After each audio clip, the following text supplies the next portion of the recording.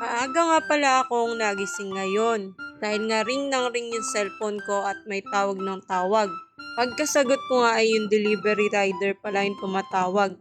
Then sabi niya, "Ma'am, yung parcel niyo po, nandito na ako sa baba." Siyempre wala akong choice kundi gumising at bumangon na. Ito talaga yung nagiging alarm clock ko eh. Kahit hindi na ako mag-set ng alarm ay sila na yung gumigising sa akin. Bali ayun nga, apat pala yung parcel kung dumating. Tapos ayun, kino-compute na ni kuya kung magkano yung babayaran ko. Grabe, ang dami pala talaga na budol sa akin nung 5-5. Sale pa more, budol pa more. Grabe na talaga ang pagiging gastador ng Jenny girl. Di ko alam kung sakit na to. Tingin nyo guys. Sino dito yung mga kilala na ng delivery rider? At ayan na nga yung mga padala sa akin at mga na-order ko sa TikTok shop. Medyo madami kaya samahan nyo ako mag-unbox.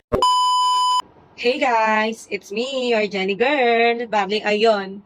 Sobrang happy ako ngayon kasi mag-unboxing na naman ako. Ayan, medyo marami akong i-unbox ngayon kasi meron akong mga in-order. Tapos, meron din nagpadala sa akin. So, ayan, sabay-sabay ko nang bubuksan. Samahan nyo ako, tara. A few moments later. So, ayun, unahin ko muna yung mga padala sa akin. Kasi ito, naka-unbox na to, nung nakaraan. Bale, ayan, ito nga pala yung Victoria's Secret na perfume, tapos chocolate. Thank you sa ate ko, Manilyn, sa padala mo sa akin. Thank you. Thank you, sis. Tapos, ito naman, may nagpadala din sa akin ng CLN. Alam ko wallet to eh. Yan. Ito. Wow! Yan, may bago na naman akong wallet. Yan. Walang pangalan kung kanino siya galing. Pero alam ko kung sino nagbigay nito. Ayaw niya magpabanggit eh. So, ayun. Thank you. Thank you. Kung sino ka man. Thank you. Tapos, ito. Yung isa pang padala. Galing to ng Lucena. Shout out sa'yo, Ate Glenn Calvendra. Salamat sa padala mo sa akin. Naamoy ko ang bango. Bali yung padala niya is galing pa ng Lucena. Binigyan ko siya ng sticker nila Idol. Tapos, ayan, nagpadala din siya. Ito. Ay, mga danggit. Danggit tawag dito, diba? Tama ba? Correct mo ko, Ate Glenn. Tapos, pusit. Wow, ang sarap nito. Gusto ko to. Thank you, te. Thank you. May ulam na ako. Tapos, ayan, syempre, unbox ko na din yung mga pinamili ko. Sabay-sabay na yan. Ano ba to? Ang dami ko kasi pinagbibili. Ay, payong na naman. Kasi, guys, yung payong na binili ko na nakaraan, nasira agad. Kaya yan, mas mahal na yung binili ko. Sana wag naman masira. Buti mura lang yun. Kaya pala mura kasi madalas. Ay, bongga! May damit na ako. Ayan. Ito, in-order ko to ah. Siyempre sa TikTok shop. Tapos, ayan, panty. Panty ulit. Panty ulit. Yan, dalawang panty. Sobrang hilig ko kasi sa panty talaga, guys.